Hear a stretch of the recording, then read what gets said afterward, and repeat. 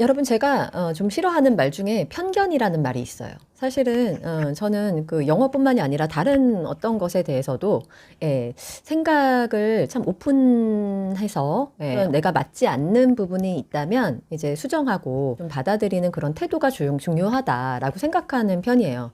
이런 거를 예전에 저는 이제 경험에 대한 개방성이라는 말로 배웠던 것 같아요. 네, 여러분의 경우에는 어떠신지 모르겠네요. 근데 제가 이제 영어 관련된 일을 계속 해오다 보니까 초등 엄마들을 주로 이제 뵙다 보니까 그분들이 갖고 계시는 공통적인 어떤 편견 같은 것들이 있더라고요. 그래서 오늘은 그 얘기 한번 나누어 보도록 하겠습니다.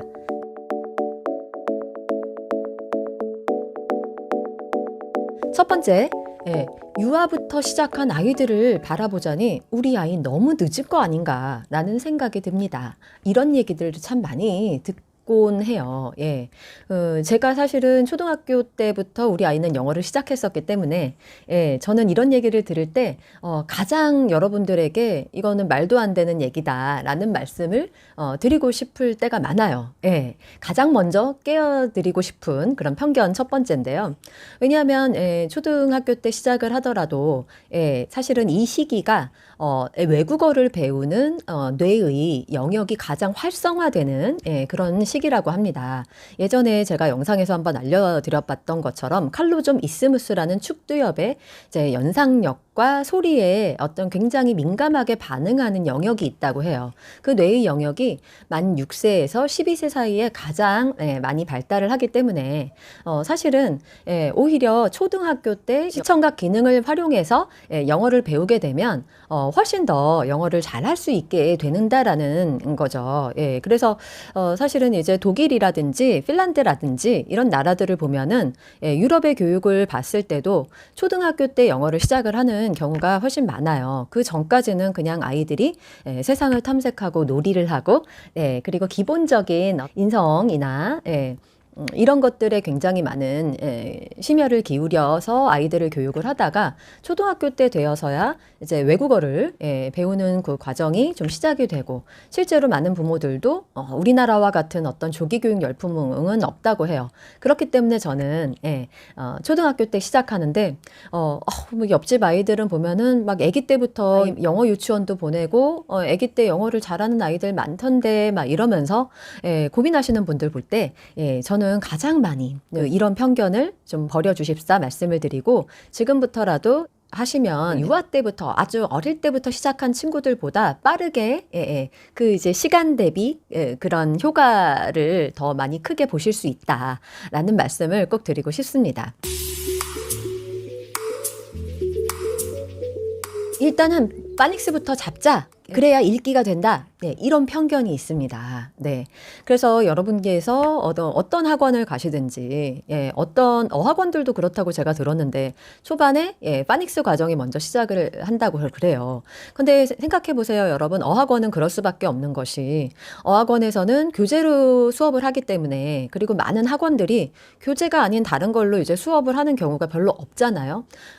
우리나라에서 굉장히 독서가 강조가 되고, 활자화된 매체를 통해서만 영어를 배울 수 있다라는 그런 편견들이 있기 때문에 그리고 그거는 활자화되지 않은 영어에 대해서는 학원에서 가르쳐 줄 수 있는 게 아니라고 생각을 해요, 저는. 그렇기 때문에 학원들은 당연히 이제 눈에 보이는 그런 성과가 바로바로 보일 수 있는 교재라든지 활자화된 책을 사용해서 영어를 가르치기 때문에 파닉스를 안 하고 아이가 학원에서 생활을 할 수가 없다고 생각을 하죠. 그렇기 때문에 파닉스 교육을 안 하고 시작할 수가 없는 거예요. 어떤 과정이든지. 그래서 저는 이것도 하나의 편견이라는 생각이 들어요. 왜냐하면 아이가 영어라는 이제 언어를 처음 배울 때는 처음에는 수없이 많은 이제 소리의 자극을 통해서 이런 영어의 소리가 있구나라는 인지가 먼저 필요하고요. 그리고 우리나라와 다른 어떤 말이 있네. 근데 그 말이 어떤 상황과 맥락 속에서 이런 식으로 표현이 되는구나 라는 어떤 경험들이 먼저 쌓여야지만 아이가 이제 영어에 대해서 좀 흥미를 느낄 수 있다라고 생각을 해요. 물론 이제 학습적으로 접근을 해도 잘 되는 경우는 있겠죠. 하지만 좀 시청각 자료를 훨씬 더 많이 사용을 해서 아이에게 좀 상황과 맥락에 맞는 그런 언어 자극들이 좀 많이 쏟아진 경우와는 좀 차이가 나타난다라는 것을 제가 이제 다양한 아이들을 이제 가르쳐 오면서 느끼게 된 점이거든요.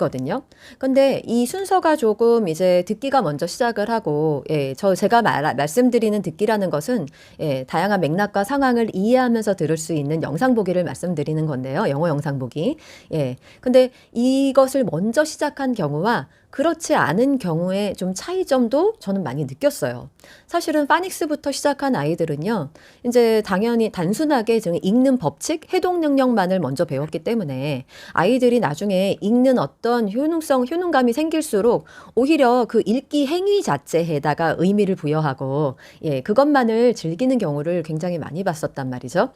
그렇기 때문에 아이들이 나중에 그 해독 능력이 생긴 다음에, 나중에 저한테 오는 경우들도 많았었는데, 그런 아이들은 책을 재미있게 읽는다기보다는 그냥 자기가 배웠던 파닉스 능력을 좀 입증하고 싶어서 선생님한테 자랑하고 싶어서 혹은 그냥 그게 재미있어서 그냥 재미를 느끼는 거죠. 내가 배운 법칙대로 소리가 나는 것들을 확인하는 그거 자체가 그 재미있어서 그것을 그냥 읽는 데에만 이제 해독하는 데에만 이제 몰입을 하다 보니까 실제로 어떤 스토리를 따라가거나 이야기를 즐거워하는 그런 쪽으로 가기까지는 조금 또 다른 시간이 많이 걸린다라는 것을 제가 느꼈기 때문에 이런 것을 조금 저는 초등 영어의 가장 큰 편견 두 번째로서 여러분들에게 꼭 소개시켜 드리고 싶었어요. 파닉스나 사이트워드의 허와 실에 대해서는 예전 영상에서 제가 한번 말씀드린 적이 있기 때문에 좀 더 궁금하신 분들은 참고를 하시기 바라고요. 모름지기 영어 교육은 비용이 많이 들어야 한다. 라는 편견도 참 심각한 편견이 아닌가라는 생각이 들어요. 이거는 저는 매사에 좀 가성비를 좀 중요하게 생각하는 그런 삶의 철학이 있기 때문인지 다른 것도 마찬가지라고 저는 생각을 하는데 특히나 이제 우리나라에서 교육열이 너무나 크기 때문에 모든 어떤 교육에는 모름지기 돈이 많이 들어야 된다라는 어떤 편견들이 우리 모든 이제 학부모들 사이에 내재되어 있지 않나라는 생각을 할 때가 굉장히 많아요. 특히나 이 영어 과목은 어렸을 때부터 뭐 수백만 원씩 들여가지고 영어 유치원에 보냈다더라, 뭐 혹은 대형 어학원 갔더니 40-50만 원은 기본이라더라. 이런 얘기들을 실제로 그렇기도 하고 그런 얘기들을 워낙에 많이 이제 듣다 보니까 당연히 영어 교육, 우리 아이에게 영어를 가르쳐 주기 위해서는 돈이 들어간다라는 어떤 전제를 갖고 살아가는 것이 아닌가. 평범한 우리 부모님들이 그런 생각을 좀 많이 했어요. 그래서 그러다 보니까 이제 엄마표 영어 교육에 대해서 제가 자꾸 이렇게 말씀을 드리면 엄마들께서 비용이 원래는 40-50만 원이 들어가야 되는 그 영어 교육을 엄마표 영어 교육으로 대신하기 때문에 그냥 거기만큼은 아니어도 돈을 좀 써야 된다라는 생각들이 있는 것을 좀 제가 많이 보게 되는 것 같아요. 그렇기 때문에 꼭 구매하지 않아도 되는 것들을 구매하는 그런 경우도 좀 많이 봤고요. 그리고 다양한 어떤 뭐 프로그램, 저도 뭐 이제 가르치는 이제 코칭 프로그램을 하기는 하지만 조금 깊이 있게 생각을 해서 나에게 꼭 필요한 것인지 생각을 하는 어떤 그런 습관들이 조금 더 필요할 텐데, 그냥 나는 그래도 학원 다니는 아이들보다는 덜 쓴다라는 생각이 있기 때문에 그냥 무심코 이제 돈이 새어 나가는 그런 경우들도 좀 많이 본 것 같아요. 정말 안타까운 것은 값비싼 어떤 교재들이라든지 값비싼 전집 같은 것들 혹은 뭐 그림책 되게 비싸잖아요.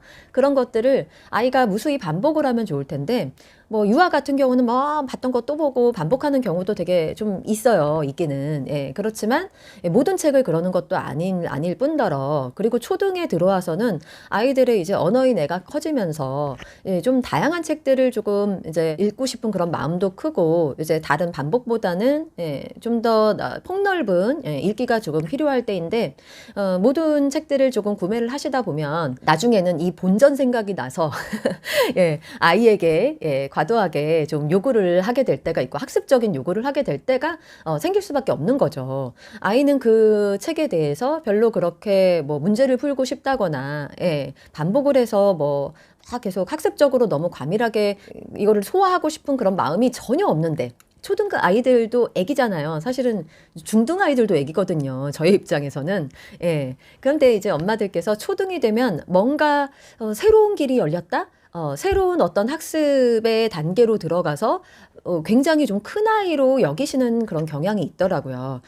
그래서 저는 조금 초등에서는 어떤 이제 비용을 많이 들이는 것보다는 가능하면은 이제 그 책을 빌릴 수 있거나 예, 그리고 도서관을 활용하셔도 좋고 예, 혹은 이제 온라인 서점 같은 거 제가 좀 전에 몇 주 전에 이제 안내를 해드렸던 것처럼 온라인 서점을 이용하셔도 좋고 네, 그리고 여러분들이 다양한 영상 자극들은 이제는 너무나 쉽게 우리가 찾아볼 수 있는 시대가 되었기 때문에 뭐 유튜브가 제일 좋겠죠. 그리고 아주 이제 작은 비용을 들여서도 아이들에게 영어 자극을 줄 수 있는 프로그램들이 너무나 많아요. 그렇기 때문에 꼭 값비싼 무언가를 이제 아이에게 내가 이제 사주어야 된다. 이런 강박관념에선 조금 벗어나셔도 되지 않을까.